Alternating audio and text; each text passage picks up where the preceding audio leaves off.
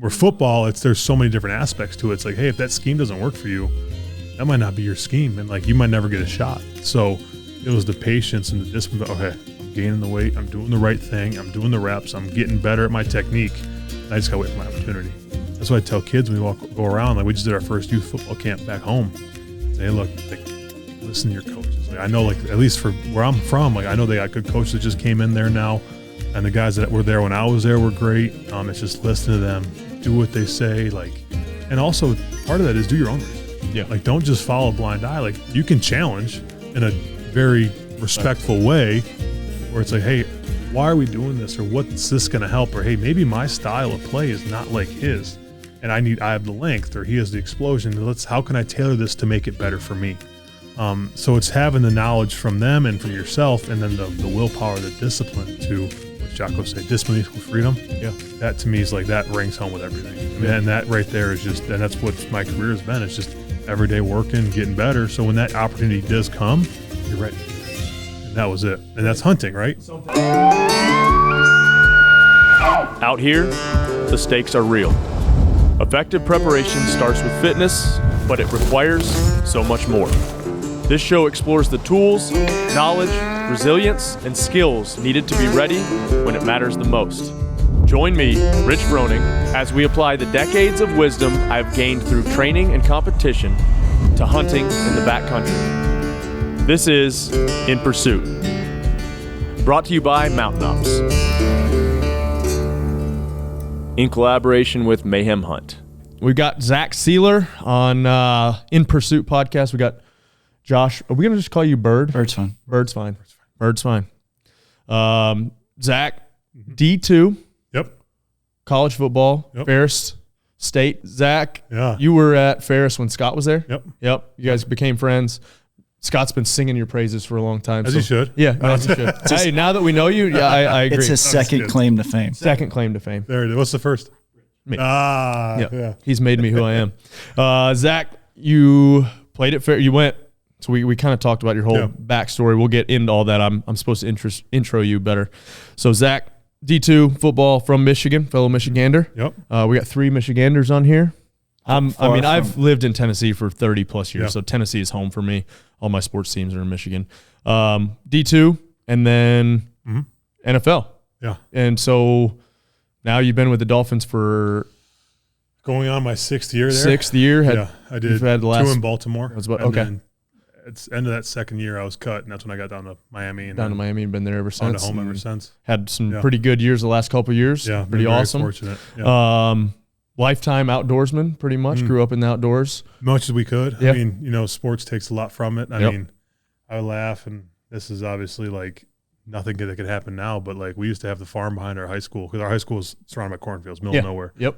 And we'd take your shotgun to school. Like that was just normal. Yeah, couldn't do it now. Drive to school with it, and right after school I'd drive around like 20 feet away from the entrance and take it and hike back to the woods to our little hunting splines. Yeah.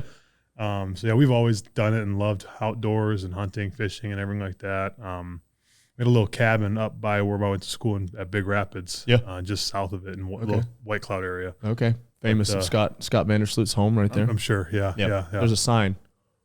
Around the exit, right? At the subway, I think. There it is. There's always a subway. But I worked there actually. Oh, did you? Nice. Oh yeah, it was one of my first jobs. Either way, We can tell. yeah, big sandwich, yeah.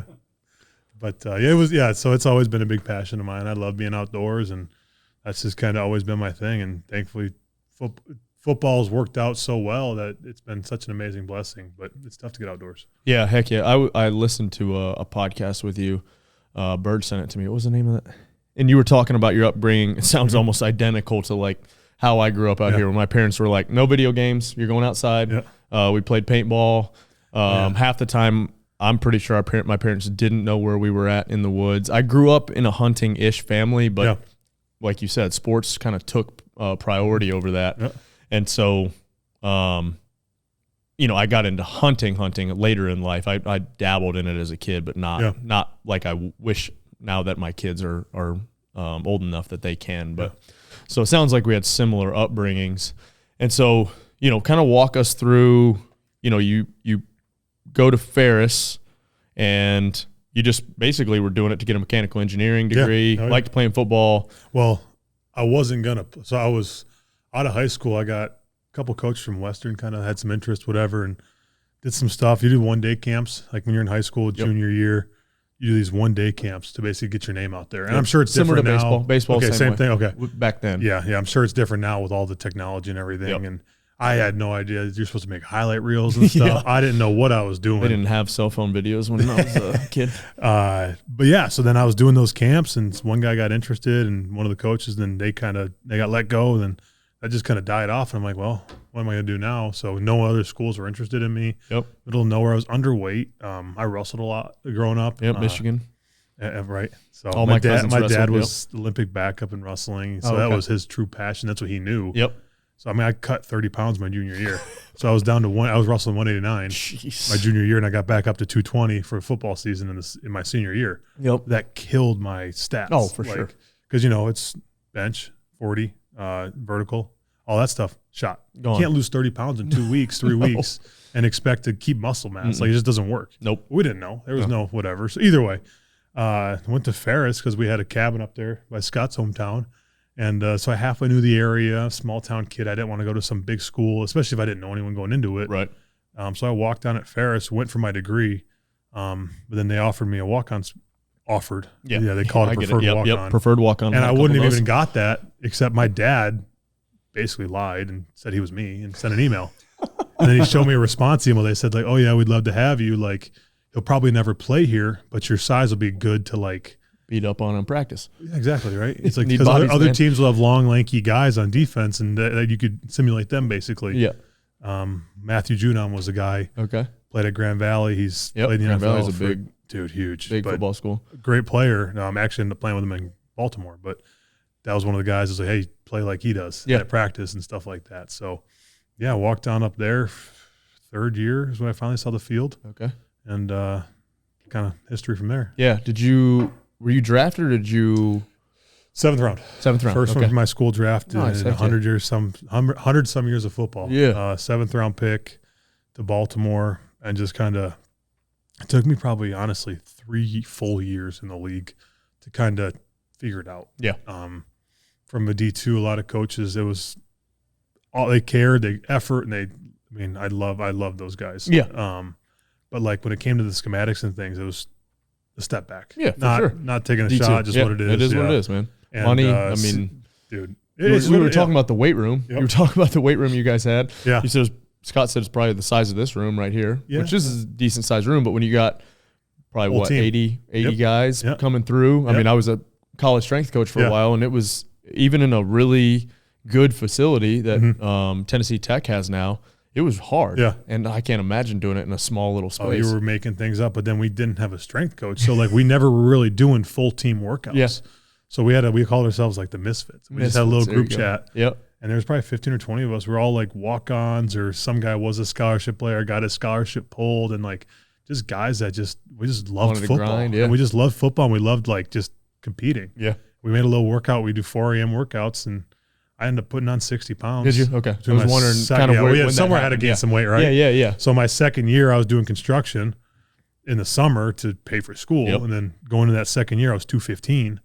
And I had a new D-line coach come in, and he goes, look, unless you get in a size 40 pant, you're never playing here. And he, not in a mean way. He's just straight up saying, like, you got to gain some weight. I mean, you have to. So that going into my third year, I ended up gaining like 60 pounds. I came in at like 280, 275. And then I ended up at 285, and then I left at 295. Okay. So what are you now? I am 288, 289, 290-ish. I kind of float around there in the off seasons, and I'll get around mid 290s during football now. Yeah. That's where I like to play. But yeah, it's just I don't even know what I was saying. But either way, it's been a ride, and it's been awesome. But that weight room, man, we just struggled in there. And that was the best part of it. Yeah, heck yeah. Those are my closest guys. Somebody write something for you? Use the internet? I have Muscle Farm. Okay. Yeah, dude, I remember Muscle Farm. Yeah, heck yeah. We used to do that, looking at for and they would make these stuff. PDF. Yeah, they make these like little screenshot little workout plans. Like that's where German volume came from. Dude, 10 by 10 German volume. Yeah, there it is. We warm up with that. Yep. Shows you for the whole rest of the workout. And like, dude, that's a great way to put on size though. Oh, and we did. Hypertrophy, we got big. We were putting like, we had a slot, one of our slot receiver guys worked out with us, and we would put them on top of the weight rack. And we're doing lat pulls and stuff because they didn't go heavy enough.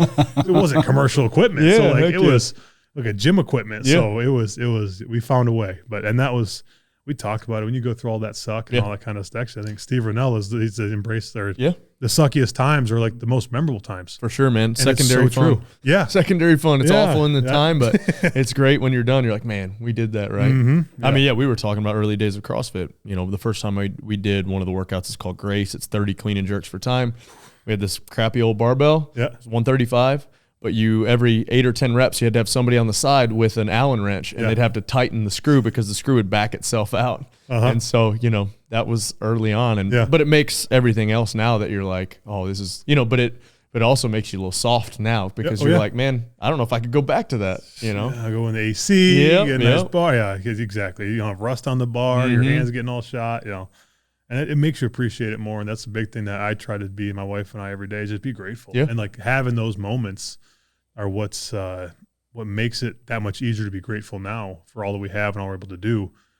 That's kind of the connection with me with outdoors is it's awesome. It's peaceful at times. Oh yeah, but it also sucks. Also the most frustrating. It's also the most frustrating. Can be some of the harshest environments we've been in. We've been in some like situations where you're like, how the hell did we get in this situation? Why did I sign up for this? Exactly. And it's miserable in the moment, but then, like life now can be so soft, right? You can be so cush that you're like, you've got to put yourself in those situations, which granted, you put yourself in those situations still regularly, obviously stepping on the football field or, you're in Miami. I can't imagine practicing in Miami. It was an adjustment. Yeah, I bet.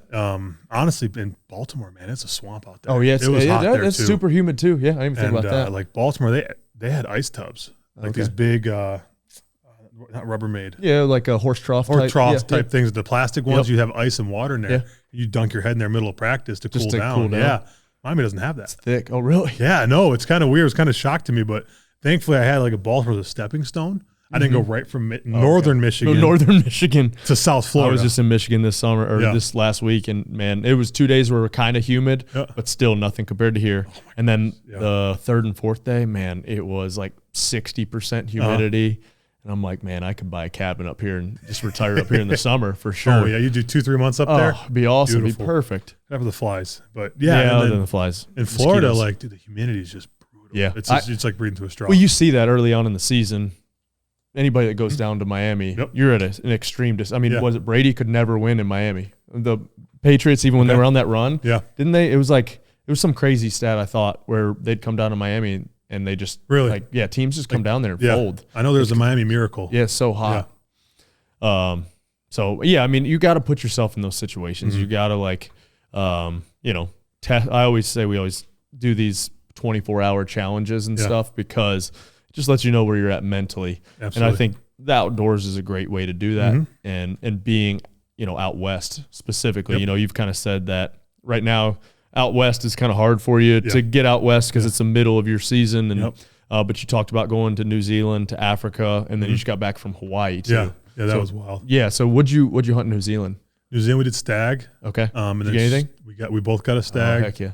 And then she got a rusa and I got a sika as well. Nice.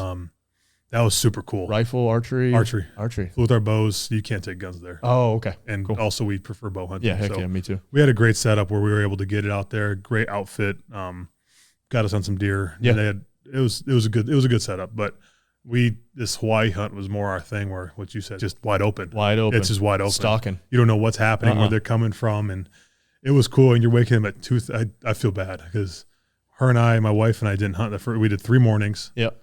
2:30 a.m. You get there by 4 o'clock because it's summer and it's sunny and it's early. So getting out there, and that peak time was at 6 to 7:30. Really? The first 2 mornings we weren't hunting together. She was, because it's 3 mornings. We both want to shoot deer. It's like, hey, we're going there for meat. We weren't even going for trophy. We're trying to access the best, the cleanest. Yep. We came back with like 200 pounds of meat. That's awesome. Because it's just, I'd rather eat that than eating some whatever. But either way, we did that, and man, it was tough. And like, because they're always moving, they're skittish, they're small, jumpy, and they're jumpy. Yeah. So like your window to actually hit is smaller, and then where they're going to duck off to, where they're going to run to, it's like there's so many options. Yeah. So it was a cool thing, and one of us may or may not have thrown our bows, and someone's got to fix it. It happens. Yeah, Yep. maybe you tripped. Sure, we'll Tripped, see. Yeah, tripped. Yeah, I've tripped several times. We always say it's more frustrating than golf. Yeah, because unlike golf, you can't just go to the next hole and work on your shot again. Yeah, it's like that's true. You might not get an opportunity again for weeks or never. Was it Colorado? Yeah, it was Colorado. It was the year we actually killed that bull on public, Scott. Remember when I'd fallen a couple times. I had a left shoulder that was bad, and I just wouldn't put my shoulder out to catch me, so I just fall. Oh, just take it. And so I just take it, right? Yep. Well, at one point I looked down and I had a single pin spot hog, and it was the pin. It was on this kind of like half or like a quarter circle piece of metal, and it was twisted and turned. So my sight was completely off, and luckily I caught it, and I just bent it back the best that I could kind of see and ended up killing something. Did you really? Yeah. So, but it's, I mean, that stuff happens. And that's, something you don't think about in archary. I mean, it could happen in rifle too, is, carrying your equipment. You fall some of those times or you set something down or knock something off. You put it in a sling or do you just carry it by hand? I usually carry it by hand. Yeah. I just like having it just in case. We've had a couple opportunities that were like, I hadn't, it's when you're not expecting it. When you're not expecting it. Flying's brutal with it too. Flying is brutal. Yeah. We had a couple. Yeah. They broke his. They tore my sight off my bow. Like literally we were going to attack, but still. Yeah. But what? And why they even get, I know they opened it. I've always opened ours up. I don't know. But do you pack stuff around it? No. It was just a Pelican case. Oh, yeah. That's why I fly a Pelican. And I was told pack early on by one of our around guys, I pack everything around it to try to keep it like perfectly stable. Isolated. But when they open it up and it's just like they'll move things around. They physically broke his off. I don't know how they did it. Dude, I've heard stories. I never actually met. That's crazy. So you had a lease or hunting in Florida. Yep. Gators and Osceola. hogs and all kind of stuff. Yeah, gators and Osceola were our biggest two. Okay. Obviously, it's it's a tough hunt. Yeah. Osceolas are tough birds to hit. Grand Slam, that's the big thing, and they're highly targeted. It's the only spot in America you can get them. Yep. So they're very jumpy, almost like axis. That's why we compared axis hunting to it. Okay. Because when those deer flee, they're gone. There's no looking. There's nothing. Same with those birds. You do one wrong call, they're on the next thing. Yep. Axis and deer were our biggest two, and we loved it. And we had a 5-year lease. It went great. We all through 5 years, and we didn't re-up the lease. We didn't feel like that was going to be our calling. Yeah. And we actually had a couple people come out and hunt there was a quadriplegic kid that came from Michigan, and there was someone else. It kind of touched us, like to our core, where it was just like seeing that and be able to give that opportunity. It was like, holy cow, that's cool. Yeah. So we actually we just opened a 501c3 Sieler Safe Haven Foundation. My wife and I did to give that opportunity to kids and to be able to get them not just hunt, but outdoors, do cattle days, do farm days. Because like you said, getting outdoors, like I don't say we're soft, but like if you want, you can live a very comfortable life nowadays. If you don't ever push yourself, you never know what you're gonna be able to do. Yep. You get stuck in this complacency cycle. Yep. If you don't ever do things like that. So we got a piece in Missouri now that we're running the foundation out of, and we're going to be able to, and Florida. So Florida's we're going to do some fishing stuff. Oh, nice. With some kids or families. Or we do kids, families, veterans, that kind of thing. And as well as Missouri, we're going to do some hunting, some cattle days, some tree identification, timber stand improvement. Okay, cool. I don't know if you heard of Land and Legacy. No. It's a guy out there in Missouri, but he's all over. And what he does is they walk the land, and he taught me because I didn't know about half this stuff. We're learning a bunch here. We tried to burn here, and then we had a guy from forestry come out. It was awesome. Yeah. But the guy at forestry's like, basically you did it on the wrong side of the hill. He's like, this is the north side of the hill. He's like, that doesn't really matter. I'm like, great. It was still fun. But anyway. It's still fun. Yeah, absolutely. But so we had that was for me, it was trying to accelerate that process to really get people out, to get the animals in. You're trying to create groceries. Yep. And that's the best way he put it for me. Yep. Doing food plots, you're burning stuff that creates that natural seed bank again. Because like with anything, God had this earth perfect. Yep. We screwed it up. We messed it up. Yep. And if he says, the guy from Land and Legacy, Matt, he goes, hey, like, if you read these old books, and he studied these old books from like Lewis and Clark days, and when he came over, like native, it was stuff. Open savanna. Like it wasn't these packed dense forests, and there was so much more food sources back then. We packed it full of cedars and all this other stuff. He's like, so he walked out there. He's like, all right, I got our crew. They're chopping, dude. They chopped everything. They're out there for a week. They went in there and they cut through everything. Yeah, dude, I'm telling you, it's the knowledge that's there on how to, all right, plant this here. I've done the same thing. I would have done north. I would just, that ridge looks like I should burn over there. Sure, let's do that. That looks thick, but it's like, no, it's a strategic plan. He used Onyx, and it's perfectly pieced out. Like, this is your bedding thicket. From August till March, really, he's like, do not go enter. In here. Stay out it's of like here. A big no-go zone and stuff like that. So we're going to run. That's our plan, is to be able to get people out there and families. And it's been a cool thing. Well, you talked about the farm days, but then also the hunting and harvesting, but it's just a connection to where our food came from. Yep. Obviously, we think that eating game meat is awesome, but also knowing where your food came from. If you're raising the cattle, we've got a bison farm out here, and then Highland cows that will never be meat. Those are just golden doodles with horns. That's a good way. There you go. Literally, that's all they are. Like, that's my wife. Those are my wife's. That was so she would leave us alone about this side of because she started to that one was born. We have to keep that one. Blah blah blah. Named it? No, we're not. Yeah, there's one named out there that we castrated. Okay. Because he was the first one born here. The story's kind of cool. He was the first one born here, and then we named him after a good friend of ours. He was a Vietnam vet. Well, he ended up passing. Oh, wow. And so now we're like, shit, no, I can't kill this damn thing. So his name's Wilson. But, it's like he's a, part of the landscape now. But, you look out and you see bison roaming the front yard, which, they say they were native to here, not this subspecies. These are actually plains bison, which they say the Easterns were killed, obviously. When is there any modified bison anymore? They say there is a pure. I just read an article the other day. They said there is a pure herd left, but most herds have. It's like Northern Territory, right? 0.% or whatever. Because we bred them with cows because we killed them down into less than 1,000. Again, we messed it up. Which luckily, I think this will come out too late, but the Mike Lee land bill got shot down, which is awesome. And we were talking to Angelo, and Angelo was like, I don't really mind it. And I'm like, dude, once you take one acre, they're going to keep taking slope. It. That's a lot of things. Yep. And so I think it was a win for us. And absolutely. For that's your kids that can go see that land. And that we might not be affected from it. And because it's not going to disappear. If you started doing it now, it'd take a while. Like you said, 50, slow 60 burn, years. Slow burn. So it's the grandkids that wouldn't be able to have that land to go enjoy and see and explore. And I think that's why it's so important to teach our kids how awesome it is to go out and use the land. I think, once again, we've created that disconnect with the phone or with technology, which technology is great. That's the hard part.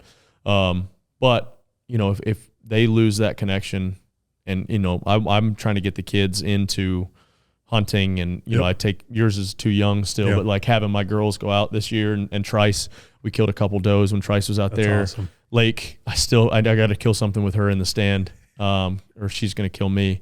But it's awesome that they want to go out and be a part of that. Anytime we harvest anything, like I had the realization, was it 2 years ago, where I'd actually cleaned something by myself. Yeah.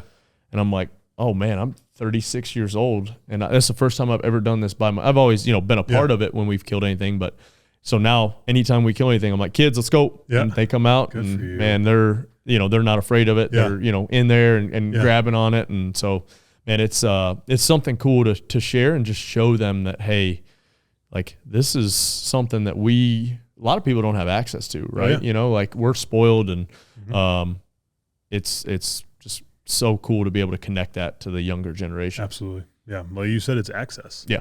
And that goes back to land stuff. Like if you start selling, like then you give that much more limited access, and it becomes this cycle. And it's already hard in the West, if you don't know anybody, like, the first, 6 years or 5 years, we went, unguided by ourselves, and it was Colorado over the counter tag. We had no idea what we were doing. And, there was something special about that though. Yeah. Like once we kind of did that, and then we started getting invited to places, and I'm like, all right, cool, I'm in. Let's keep doing this. Let's keep doing this. It was eye opening, because you always just see social media people, and they're like killing. It's the best moments, right? Killing left and right, and you're like, man, that looks so easy. And then you get out there, and you realize that it is way different. Being even on private land, even without an outfitter, now that we've learned a lot, but like having access to land, and that's what you were going to lose, is access to those places. Yep. So man, it's it's tough. And you think, oh, maybe I don't need to get in this fight, but then you're like, all right, if I'm going to actually stand for something, then we gotta jump in too. 100%. So for your foundation, do people apply? How do they get involved? So we just got this property back we closed in December, January of this year. And we have had enough connections there, my wife being from there, where in Florida, we were able to find a couple of different homes and stuff like that we're able to get kids out there. And then in Miami, it's through the Dolphins and through Big Brothers Big Sisters and other programs like that. We've been able to do some outdoor events, or for me, a big passion of mine's now flying. That's a new thing for me. Yeah, that's what you said. Yeah, which is its own addiction in itself. But we did a trip with United twice now. Oh, okay. Fly to the North Pole with kids from the Joe DiMaggio Hospital there in Miami. Yeah, dude, it was so cool. That is they cool. They take off from the Fort Lauderdale airport, they come back, and it's this own little hangar off to the side, and then we have it decked out with Christmas stuff, Santa Claus. Gotcha. That's cool. They come down the ramp and stuff like that. It was really special. That's and we look forward to that every year. But yeah, so we've had a few connections, and we're hoping to get to that point where we can have applications and really start to be able to branch out and help. And my thing is like, what a cool thing I would love to be able to do is get a kid a Grand Slam. Yeah. Someone that's that'd be like awesome. Yeah. something like that. I think that'd be really cool. We have some connections in Texas through some family friends who are also on the board of the foundation that help out as well. And that's our big thing is we just hired our first full-time guy for the foundation this year. So to be able to have him take people on hunts, like we said, I can't take him on a hunt in the fall. Yeah. So like, I don't want to send someone somewhere that I don't have someone I know or me there that's gonna be able to help guide them and work them through that. And it's probably gonna be totally fine. Yeah. It's just I'm hands-on. Still, I want to make sure that you're gonna get the best experience possible. For sure. So we're gonna be able to do that now. So I'm really excited to be able to do that and do it like not a draw system, but something like that. We're really gonna be able to help out some people, applications, and get like a full-on flights and trips down. And our new thing, which we're working on now, is getting our site revamped. But we got we actually honeymooned in Africa. Oh wow! Yeah, we did. And then that outfitter was gracious enough that we're going to gift us a trip for 2 every year. That's cool. To do a 7-day plains game hunt out in Africa. There you go. So we're going to do that. Hopefully this fall we'll be able to do that application or whatever, how we ever decide to do that for a couple, for a kid and the parents or whoever, which is really exciting. So awesome. Yeah, we can't wait. But yeah, I think it's a cool way to share it. And, some of these kids that we were saying, I've got a buddy that does some of that in West Tennessee. And, he was talking about just the moments that I think Luke helped guide a hunt out there. Yeah. Which I bet was interesting. Buddy of ours. Yeah.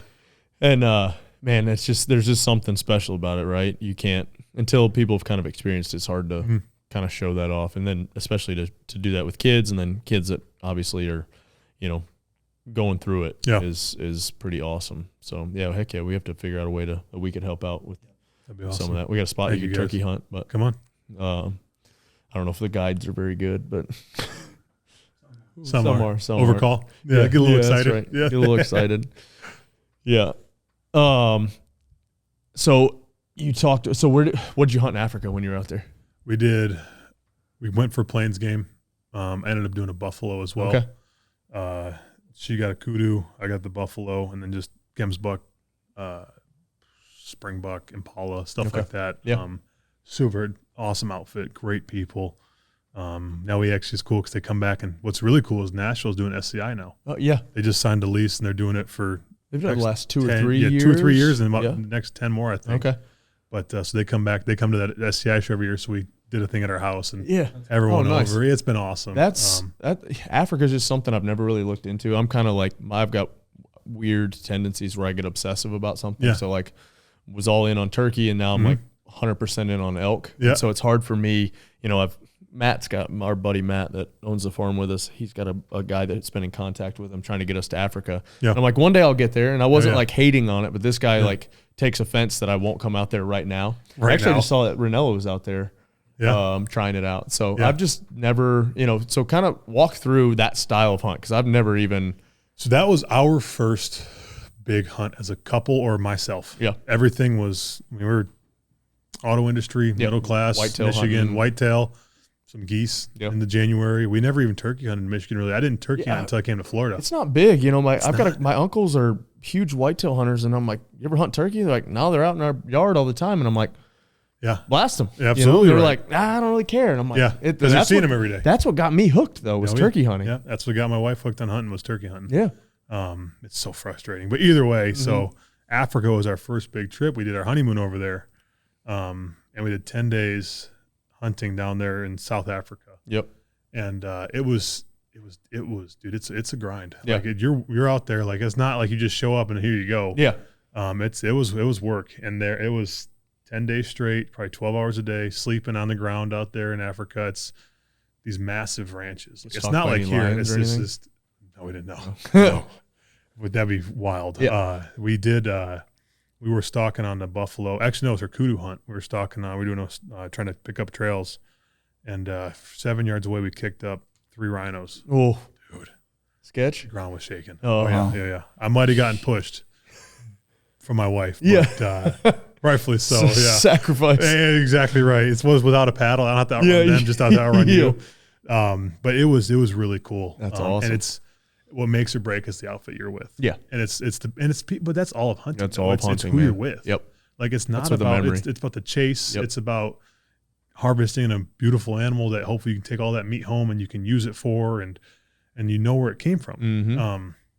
Africa, it's hard to bring the meat back, so a lot of times, most every time, the meat goes to local tribes and stuff. That's what I've heard. And it's a lot of that's like their only source of protein. It's crazy. And that's the amazing part of hunting over there is all that the income from the hunting industry goes right back into goes to preservation. Yeah. And then the meat goes to local tribes and people to give them their source of protein, basically.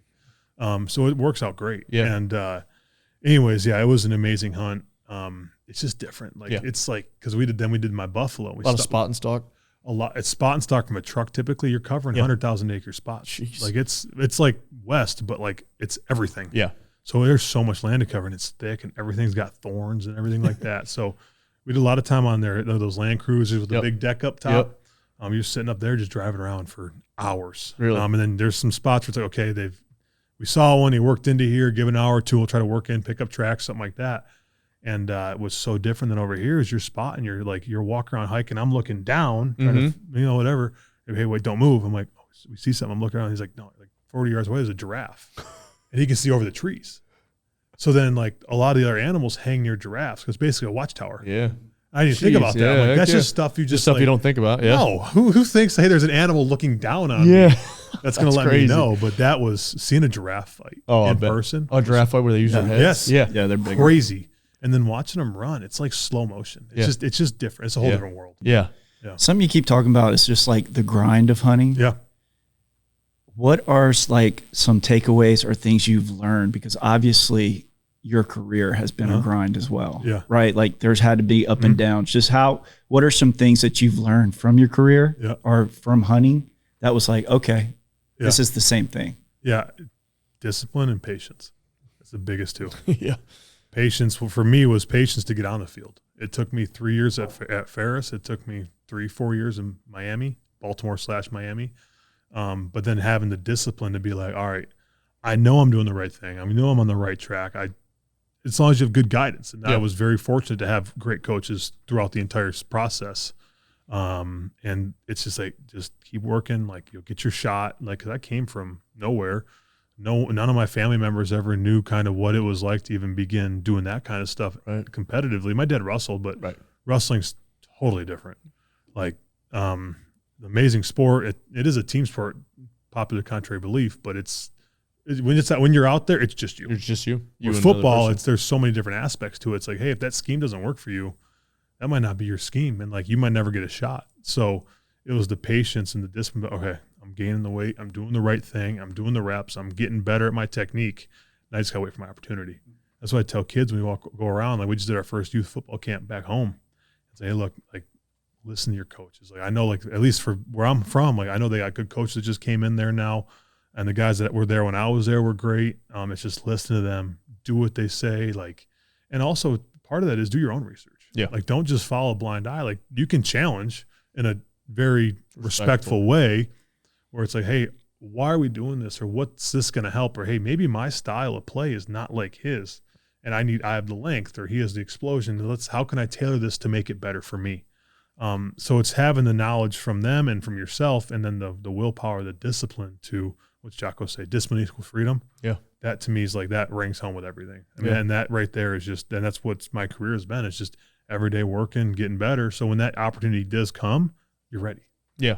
And that was it. And that's hunting, right? Something you just said, learn too. Like when we go with other people that are better than us, we ask a lot of questions. Probably like annoyingly. Yeah. That's me. You know, I'm like, hey, why are we doing this? Not like challenging them. No. Like I want to know what the heck we're trying to do because I want to be able to do it on my own. Absolutely. And so, there's a ton of parallels. And teach your kids. Yeah. That's why I'm trying to learn as much as I can right now. I haven't cleaned a deer. Even when I was young, I really didn't clean. My dad did it, right? I was 10, 12, 13 years old.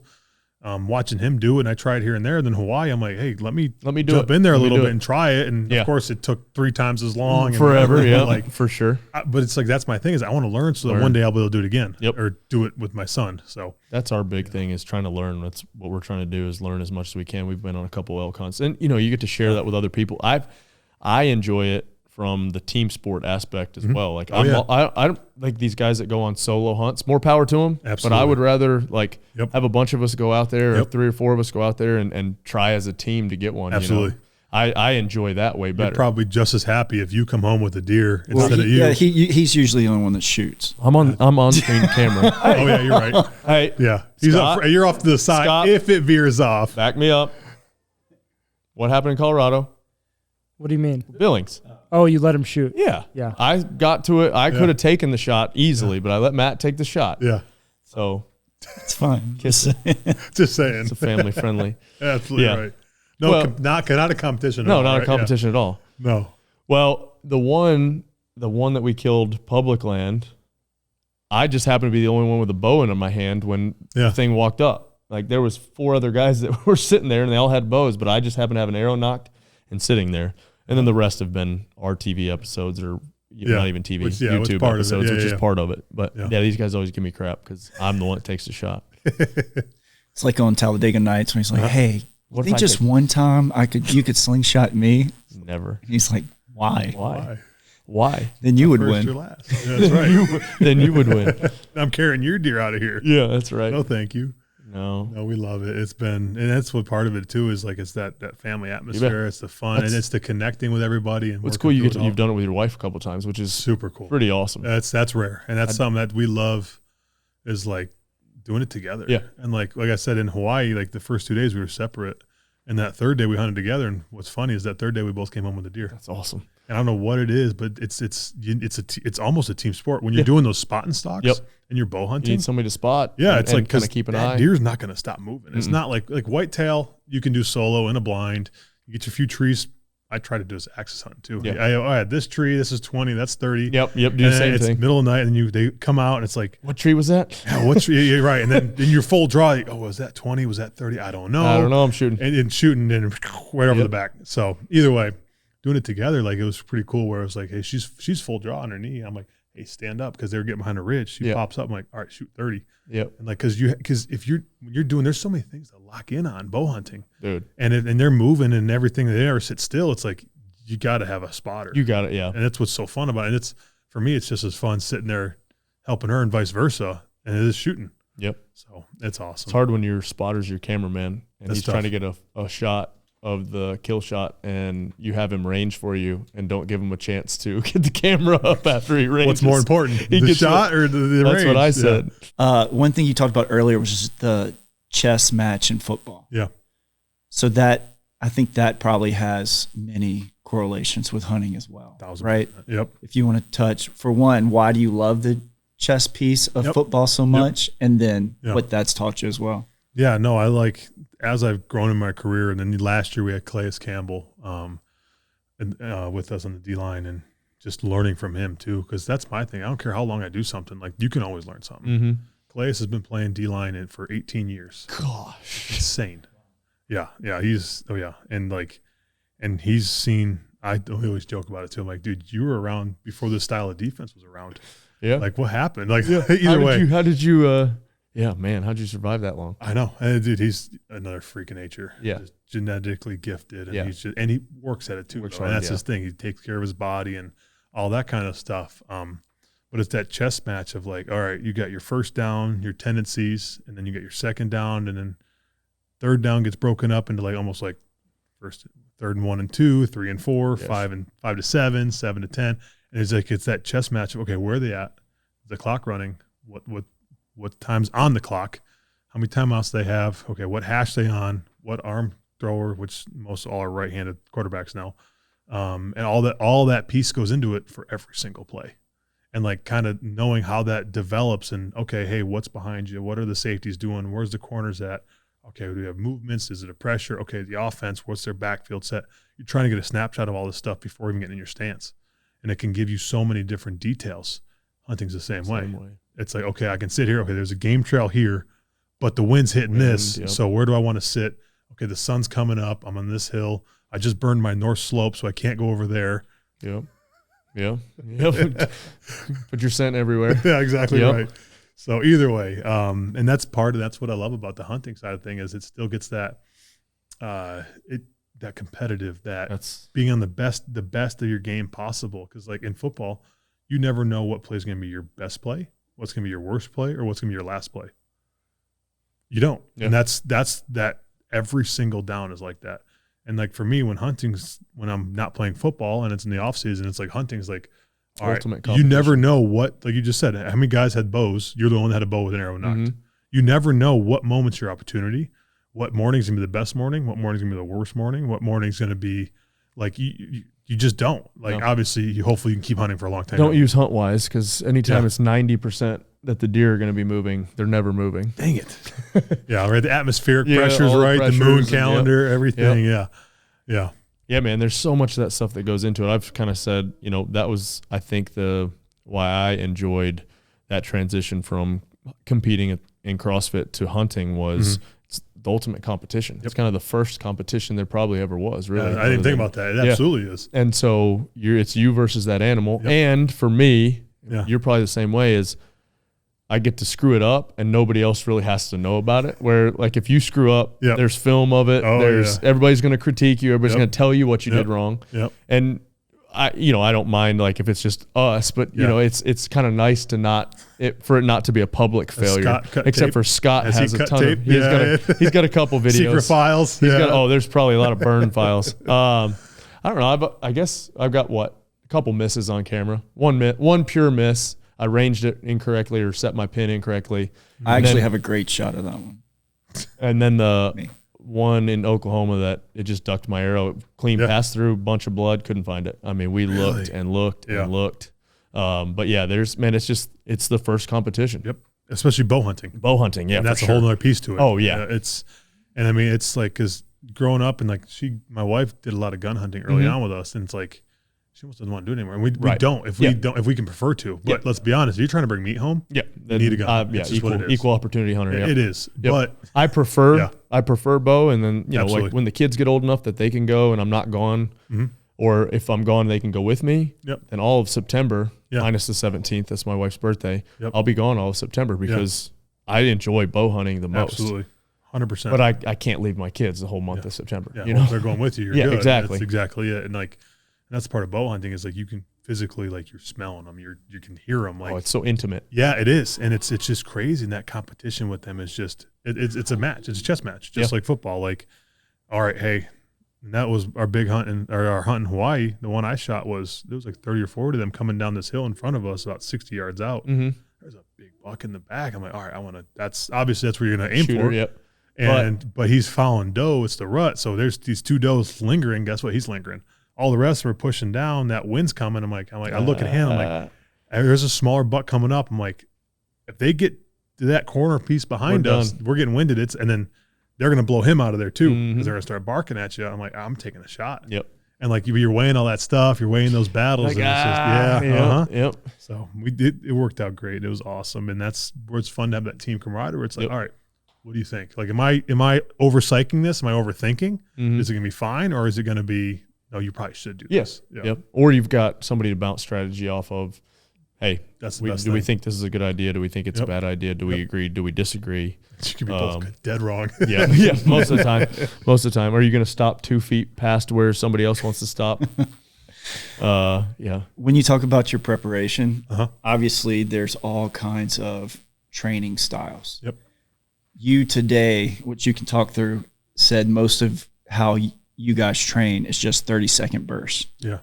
6 second burst. 6 to 15, 30-second break. Okay. Because you're trying to simulate football. Yep. So then in that, and then you say you hit the mountains later, the woods. Yeah. Does that correlate at all? It's so funny because she's basketball's constantly moving, Always, running, all yep. that stuff. So like we'll be doing these hikes and like we're like in Hawaii, we're just doing these. I mean, it's You're also volcanic mountains. 280, Yeah, which is a lot to move. It is plus the bag and my bow is huge axle to axle. It's not the compressed. I can't get the smaller bows and everything. So it's just funny because we'll be hiking and like she's that steady, just go, like just keeps going. And like I'll literally be catching myself on hikes. I'm like, all right, go, and then I stop. And I go fast again, then I stop.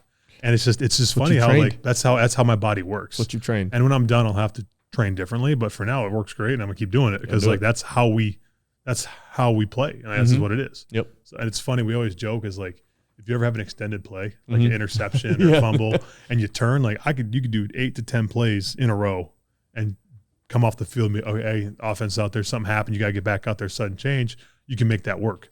You do an extended play where it's like a fumble or interception, you start running and you have to turn in 15, 30-second play, done. Where's oxygen at? Where's everything? It's like, holy cow, That's what just awesome. hit me? Yeah, it's just different. Yeah, like I got an interception last year. I made it 2 yards. I was dying still because it's just that extra little burst when it wasn't adrenaline planned probably dumped on you, so your heart rate's a million. You're is like, this actually going to land in my hands you're like, right now? Here we go. Wide-eyed and everything. Yeah. Yeah, I mean, we get, we just did a meat eater kind of collab post, and this guy was like, you don't need to lift sandbags. When are you ever going to lift a sandbag? Blah blah blah. But there's different body types. There's different, obviously, somebody's tall, skinny, whatever, yeah, they can do, like, we're all just, like, there's all different muscle fibers, all these different things. So what we really want to look at is obviously balance between all of that. So, yeah, we do some long, slow days. But, man, I think there's a huge benefit to those high intensity, being able to move heavy weight when you need to. You know, this guy was like, oh, there's no need to lift a 150-pound sandbag, blah, blah, blah. And I'm like, he also said you was on steroids. He also said I was on steroids. So it is what it is. So it's like, we want to train those short bursts because you might have to have a short burst and go after something and move quick and do whatever and be able to like calm down, bring your heart rate down during an interval, take a shot, whatever it is. But yeah, you need to be able to do long and slow. But why would we just train one piece? You're training one piece because that's what you need to do. And that's specialization 100%. If you know kind of the demands of what you're going to do. But when you get on the mountain, you don't know the demands of what you're going to do. So why not be as physically prepared as possible, be as strong as you can without, limiting, being able to move up and down mountains. You can be too strong. Yeah, for sure. It's a fact. But you can also be pretty dang strong and still be able to move your body weight just slow and steady. And so like, I just, there's obviously differing schools of thought, but man, I've noticed the years that I had the most, and even, we came into it, we showed up with a guide on my first hunt, and I was probably a month out of the CrossFit Games. Yeah. And the guide at first had no clue who I was, and then was, my other buddy who was hunting with us, the guide's like, who the hell is this guy and what does he do? Because I'd literally just coming out of like the hardest training block I've ever had. And so CrossFit does lend you pretty, well for the mountains. Same with, football was the same thing. Like, you're on your feet for an hour. You're on your feet. And that's the thing is if you're not used to being on your feet, like you're going to get tanked. Mm-hmm. And like, that's the thing. Like you find a way to make it work. And it's not even like, the cardio and the right conditioning and all that to prepare, but like it's the mindset. A lot of it's like, hey, look, I'm a competitor. There I go. Right. Yep. I'm going to go up this mountain. It might be slower, but I'm going to make it. And it's going to be whatever it is. I'm not going to stop. I'm going to be ready. Like, just like, let's get this done. And one way to prepare yourself for that is to do hard things. Absolutely right. And usually it's high intensity stuff or hard things because long, slow, it does suck, but it's not like, it's not miserable if you can keep doing it forever. So absolutely. Well, even today we did the 30 minutes. You moved the whole time. It's not like it was. I think I did. Yeah, you did. I hope I did. Yeah. No, that was a perfect example though of like somehow you obviously 30 minutes, somebody who's an ultra endurance athlete is going to be like, 30 minutes, that's not real cardio. But, we're picking up a 100-pound sandbag, carrying it 100 feet, benching, which, you're moving. You're moving. On the mountain, it's not a huge thing that you need to be able to bench, but hey, Who doesn't want to bench? Who doesn't want to bench? Absolutely right. And then you're going to And it's carry. Monday. You want to have some fun, right? So then you're going to carry again. And then during that time, we were getting 30 to 35 calories. Yeah. And so, I mean, your heart rate's high for 30 minutes, but you're also moving heavy weight. Mm-hmm. And so I would rather be that prepared versus just being able to walk or hike. Did you feel like you've adapted more of that mountain training in your schedule? Starting probably end of this month. I've got a CrossFit competition we're doing next week that I've been trying to get a buddy. We're doing a 3-man masters competition, and our buddy he's a PE teacher, and I'm trying to like whip him into shape a little bit. He's crushing it. And so we've got that competition coming up. You know, even as old as I am, still get hyper competitive at those things, even local competition.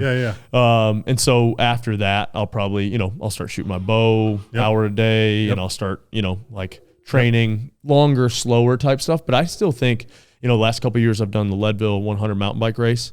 And, man, the years that I felt the best though were when I was doing pure CrossFit type stuff and then adding in some slow stuff.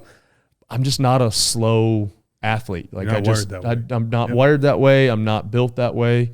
And so I just enjoy kind of what we did. Like 30 minutes is long enough. I think on a mountain even too, like as long as you're on your feet and used to being on your feet, most of the time we're 20 to 30 minutes of a high intense climb. And then you're chilling out for a minute, glassing you can or move doing too whatever. much. Yeah, exactly. I mean, you blow most of the hunts. It's like, nothing's coming. I'm going to start moving. The second you pick everything up, you take a step. It's like, son of a gun. Just move right there, walking right by. You got to be kidding me. So I think we've kind of found a happy medium. We've taken a little bit of the CrossFit methodology and adapted it to kind of mountain sports or mountain hunting. So man, I enjoy it. It's the type of athlete I am as well too. Of like, I can kind of just keep doing, but I like to have some intensity in there, like a little meth addict. You want to have a reason for doing it too, though. Like that's my thing. It's like I want to have a reason. What am I preparing for? Yeah, exactly. Need a target. Yep.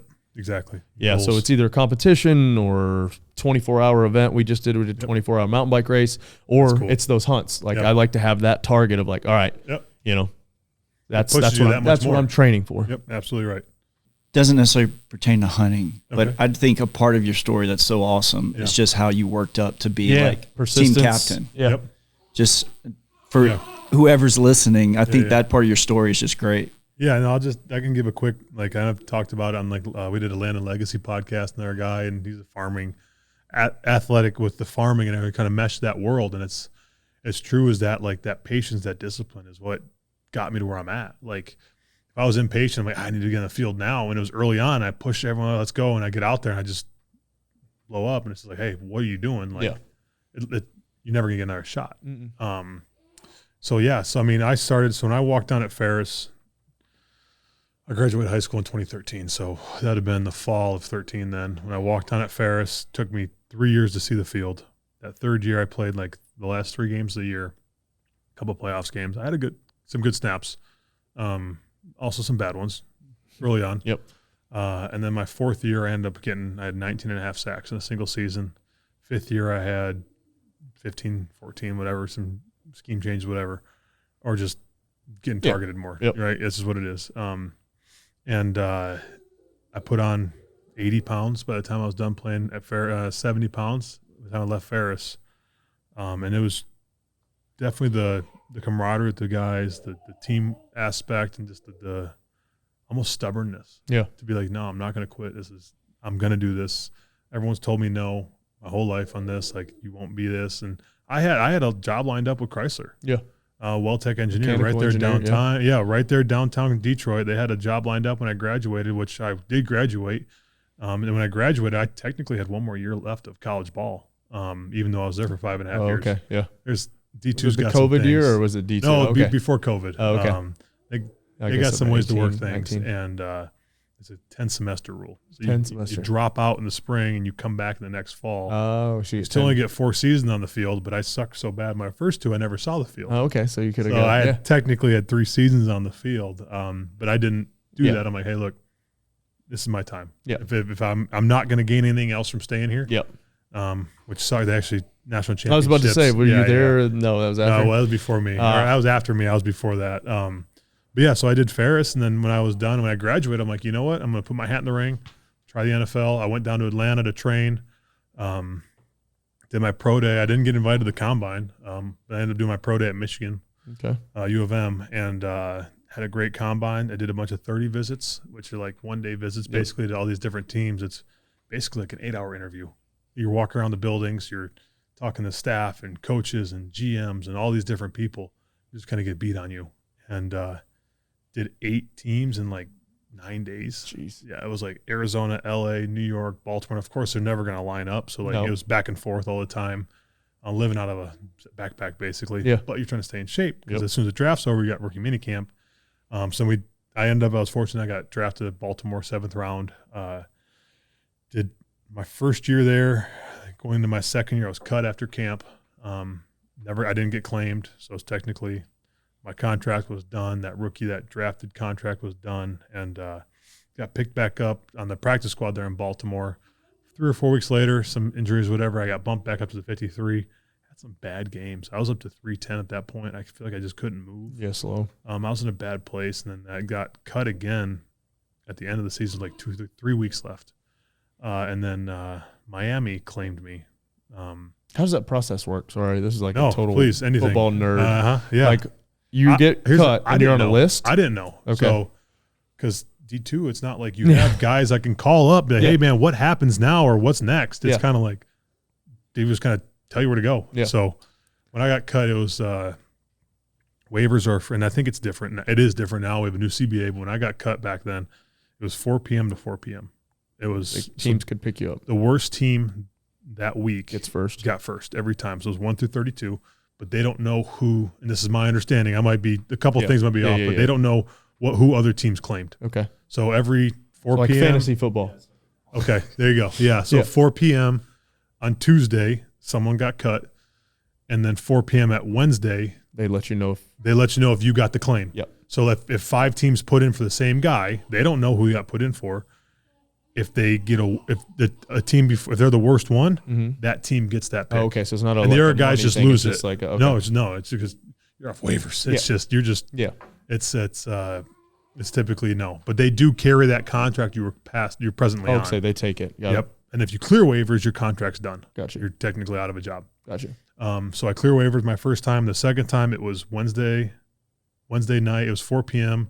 We ended at 5 that day. So it was 4 p.m. I did meetings in the morning, lift. I did practice, meetings again in the afternoon, and it was in between all our breaks. Someone goes, hey, Zach, we need you upstairs. And that's the thing with the NFL. If you ever have to go upstairs, it's usually not a good thing. Not a good thing. I went up there like, hey, give us your playbook. Sorry, but we got a guy on waivers that we weren't expecting to get because Baltimore was making a playoff run at that point. Yeah. And that guy, no other teams claimed him that were better than them, so they got him. So then they have like 10 minutes or a half hour to clear a spot on their roster for that guy that got claimed. So then I got cut. So now that goes into the waivers of Wednesday to Thursday. So Wednesday night at 4, I got cut. And then Thursday during the day, you're out of a job. So I didn't go to the facility. I lived in an RV at the point. And I'm like, well, I'm going somewhere. And one of my shackles broke on my leaf spring hangers. So I had the tires off replacing those. I'm going to be going somewhere. So I thought I was going to have my brain. I'm like, okay, I'll back up. I'll drive out of here. And wherever I go, and there'll be a campground somewhere. I didn't know this. And then when I called my agent, it was like midday Thursday. He's like, yeah, you're probably not going to, I haven't gotten any calls. I don't think anyone's going to claim you. Okay. So I'm kind of like, dang, what am I going to do? He's like, Baltimore wants you back on practice squad and all this stuff. And okay. So I was kind of thinking that was going to happen. 4 o'clock comes, my agent goes, hey, you got claimed. I'm like, to where? He goes, I don't know. I'm like, what do you mean you don't know? He goes, well, Cleveland called me all hot because they put a claim in for you, but they didn't get you. And I told him, like, if they put a claim in for you, that they were probably going to get you because no one else was getting claimed. I'm like, really? I'm like, yeah. He's like, so I'm like, where am I going? So then she was in Florida at the time, and I called her. I'm like, hey, I'm going somewhere. She's like, where? I'm like, someone worse than Cleveland at the time. And Miami put a claim in for me. So then Miami was the one that got me on waivers. So then around 4:30, 4:45 that night, I got a call from Miami's like scheduling department saying, hey, where are you? There's an 8 o'clock and there's a 9 o'clock flight. Which one do you want to be on? I'm driving. Well, I thought it was. I'm like, no, I'm not now. Yeah. So I'm like, all right, 9 o'clock. It's like, perfect. So I got there at like 10:30, 11 o'clock. What'd you do with the RV? I was at the campground. I stayed there. And then because there's only like 3 weeks left of the season. Oh, okay. So I'm like, so we actually flew back to Baltimore when the season was over. Got it. And got it and drove it home then. But we went down to Miami. And so I got there 11 o'clock at night on Thursday night, Friday morning, 6 a.m. This is Gruden at the time, right? Did you say? No, it was Flores. Flores. Oh, yeah. It was Flo's first year. Oh, you had Gruden it. Gotcha. Harbaugh. Harbaugh. I don't know why I was thinking Gruden. I'll jump around, right? But it was Harbaugh. It was Flores' first year. And Friday morning, went down to Miami, see the doctors. They check you. They clear you, as in saying, okay, yeah, this guy's not hurt. They didn't cut someone that was injured, and basically saying you're good to go. And so then Friday I was at practice field in Miami doing meetings and everything. Practice squad or on 53. So if you're on claim, okay. You're on the 53. But something else I didn't know, only 45 dress. Okay. So there's a gap of 8 players essentially that are on the 53. They're active, or they're on the active roster, but they're not activated. Okay. So then I was one of those 8 that didn't dress, and they were going up to – they're playing the Giants that week. So I didn't travel that week. Flo was like, hey, look, get your brain right, get things organized. So the team leaves Saturday afternoon. I stayed in Miami and found a place to stay, whatever, just an extended stay basically for 3 or 4 weeks. And then that next week was my first week playing. We went back to New York to play Jets, Giants. Yeah, they actually was MetLife back-to-back weeks. Yeah. And then it was Cincinnati, and I had a pretty good game then. Cool. First sack in the regular season, stuff like that. I'm like, okay. And then I did enough those 3 weeks for them to sign me on a futures deal or a 1-year deal, basically. Okay. And then from there it was history. Just kind of slowly kind of inched my way in. Perseverance. That's what it sounds like. That's the one word that comes to mind there. Keep getting extended, and it's just been an amazing blessing. Heck yeah. Made a home down there, and now it's just been awesome to kind of come to the other side of things. It's kind of weird where it's like we got guys coming in. It's like they're asking you questions. Yeah. But I'm like, that was just me. I feel like a week ago. Yeah. And now it's like that was actually 6 years ago. That's crazy. It's been so cool, and they got some great guys down there. It's been awesome. Yeah, I'm excited. It'll be a good year. That's cool. Is that the one? That's probably the one thing you'd tell people. Persevere. Just kind of like keep trucking. Keep trucking. It's just sometimes it's shut up and just keep working, and other times it's like you do need to challenge, but like understanding. And my whole thing is understanding. Like if I'm doing something and I have no reason why, I'll be like, okay, why are we doing this? Yeah. But if it's like I have a reason for it or a goal, okay, I'm carrying these sandbags because I'm gonna carry a deer out of the woods or something like that. I just feel like I can go that much harder. You grabbing jerseys and yanking people down. No. Gotta do what you gotta do, dude. That's awesome. Truth. Yeah, but it's been awesome, and it's just we love it, and it's been a journey. Yeah, and it's been really cool. And for me, I love to be able to connect with some of the guys that are kind of in the same spot with me, and just tell them like, dude, just you got to be ready, because so many guys you just think, oh well, I'm not playing this week, and all of a sudden it's like, oh next hey, someone got hurt, you're dressing. Like my first time playing in Miami that next year, someone was. Coach, hey, you're ready. I'm like, yeah, I'm ready. I'm going to play. And then Friday's like, yeah, you're probably not going to dress this week. I'm like, okay, that sucks, but okay, at least I'm on the 53. I'm here. And then Saturday and Friday, one of the guys was lifting and then popped his pec or something, got hurt. Not a defender. He was on special teams and some other stuff like that. And then they go, hey, you're dressing this week. I'm like, I'm dressing this week. I'm like, no one in the D-line got hurt. And, oh, well, someone else did, and then we have an extra spot and we want you up. I'm like, okay. Cool. So I got like 5 or 6 reps on short yardage and goal line. And that's another part with being D-line when you're not the guy. Like you're only reps in when you're like that. Yeah. And because when they're the jumbo and the heavy packages, when you want 5 D linemen out there, so you're going cold. Yep. Because you warm up before the game, and it could be an hour till second quarter, whatever, till short yardage comes in. It's like, hey, you're in the most crucial moment. That's 3rd and 1. Mm-hmm. We stop them. We get a chance before halftime. Yeah, he's absolutely right. So I was just being ready. That's awesome. Yeah. Be ready. Persevere. Yep. That's hunting. It's all everything that you just said is literally. Yeah. What I we've think that's been going why I for the love last it so couple much years. too. It's that goal. It's the challenge of always being ready, always being set. So yeah. Sweet. That's awesome, dude. Well, now we'll watch Lions first, and then we'll be watching some Dolphins football. Yeah, that's right. For sure. I love it. Heck yeah. Zach, I appreciate you coming out, man. Thank you guys. I appreciate y'all. Thanks for having us. This is an awesome spot you got here, man. Love it, dude. Yeah, we love it.